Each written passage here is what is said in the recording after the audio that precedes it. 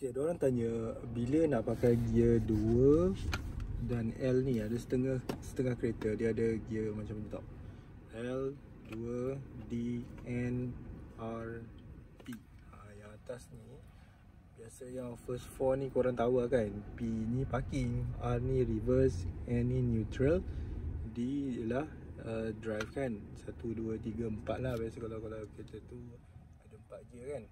So yang 2 ni dengan L ni bila masa nak pakai. So untuk 2 ni biasanya orang akan gunakan apabila nak pakai engine braking tau, atau turun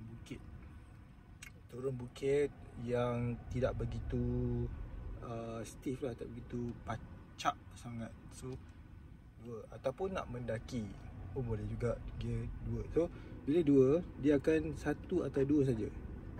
Okay, so gear tak akan melebihi daripada 2. Right, so yang L ni ialah gear 1 saja. So dia akan gear 1 je. Biasa gear 1 ni kita perlukan masa nak mendaki ataupun nak menurun bukit yang sangat-sangat stiff. Jadi kita nak kurangkan penggunaan brake.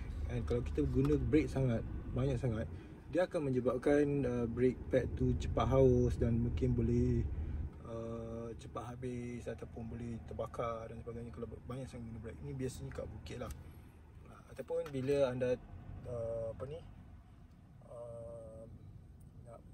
nak keluar daripada selot ke kan, dalam keadaan berhenti, kita boleh masukkan gear L. So itulah, ni contoh dalam Vios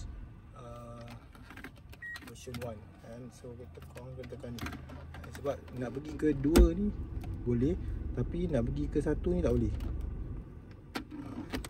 Okay, kena tekan ni kalau Vios lah. Kalau nak D, 2 ke D boleh. Ni kalau Vios lah. Sebab D juga 2 juga kadang-kadang orang gunakan untuk memotong. Okay, dan ada juga certain kereta dia ada ni overdrive. Okay, nanti kita akan cerita tentang overdrive tu. Dan juga ada certain kereta yang ada B. So nanti kita akan cerita B, ada S dan sebagainya. So itu sajalah apa yang saya tahu. Terima kasih.